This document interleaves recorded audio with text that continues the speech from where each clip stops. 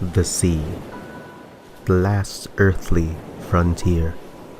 Mysterious as it is beautiful, thousands of daunting tales have been devoured by a vicious maw, but few do manage to escape her grasp.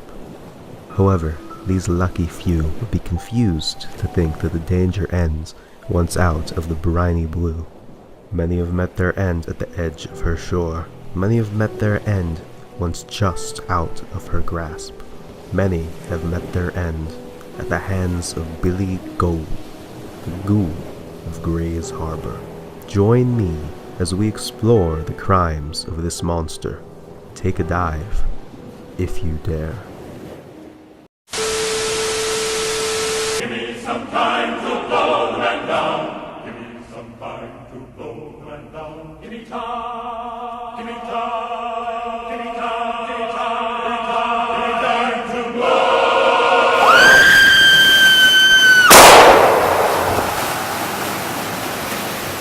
The man down.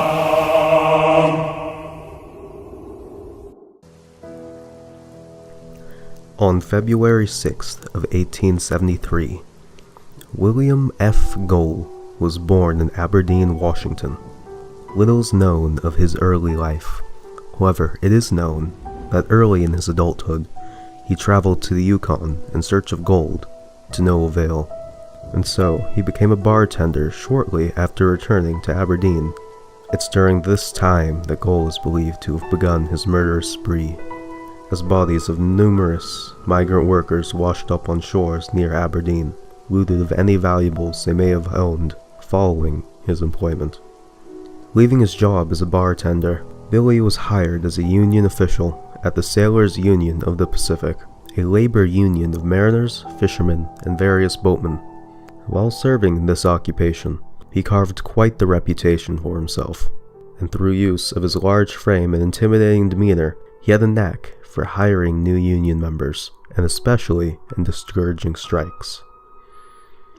In 1905, he was charged with assembling men under arms during the Great Waterfront Strike, in which he and a group of other dissatisfied sailors were alleged to have forcibly abducted several non-union crewmen. For this, he was charged $1,250 by the Superior Court and set free to continue his murderous piracy under the veil of the Union. You see, his union work provided the perfect cover for the looting of unsuspected sailors. Sailors knew that Aberdeen would often visit the Union building to set money aside or to collect their mail. Gohl took his opportunity to talk to these seamen. It's said that he began most of these conversations asking whether or not they had friends or family in the area. He would then quickly steer into the topic of money and personal valuables. If the sailor had a sufficient amount of money on hand and wasn't likely to be missed in the surrounding region, they would likely be marked as Gohl's next victim. But after 5 years of this seaside ransacking, he finally met a hitch in the form of his accomplice, John Klingenberg, who had been caught trying to jump ship in Mexico in order to escape prosecution, or possibly Gohl himself. Either way, John was returned to Aberdeen, and to lessen his own sentence, testified against Billy for the murder of the sailor Charles Hatberg, who was found shot with a .38 automatic pistol whose ownership could be traced back to Gohl. Both men were also charged with the murder of a witness to this crime, John Hoffman, who had gone missing the previous year, who Klingenberg claimed Gohl shot and injured on the scene, and he finished the job the next day. John's words against Billy's innocence would prove to be damning, as the lack of physical evidence was the prosecution's largest hurdle in proving the guilty verdict. More interesting than the trial, however, was the media's portrayal of these crimes, as Billy's reputation of an intimidating strongman was useful in his life as a union worker. It was anything but in a murder trial. All pieces of evidence, whether eligible for use in the trial or not, were highly publicized by all newspapers in the area. Updates on the trial became common headlines for the state of Washington. This negative attention proved to be anything but useful, and on May 12th of 1910, the jury of 12 made their verdict. John Klingenberg would be charged 20 years in imprisonment for his crimes. Harsh, but this was a light sentence compared to Billy, who would receive life in imprisonment with no chance of parole. He was soon transferred to an asylum for the criminally insane, where he would live his final years before his death at the age of 54 on March 3rd of 1927.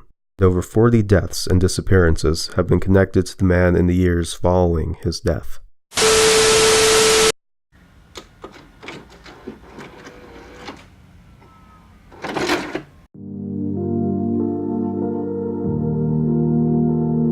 The voyage to the corner of the globe may be a real trip, but nautical nonsense was what Gohl wished, and so Monster managed to be elusive as the crust when cast forth to the childlike man.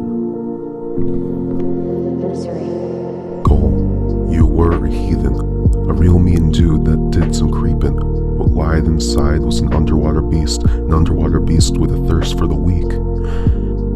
So to appease your chi, you went on a spree right by the sea. But Billy Gohl, don't you know you can save 15% or more with Geico?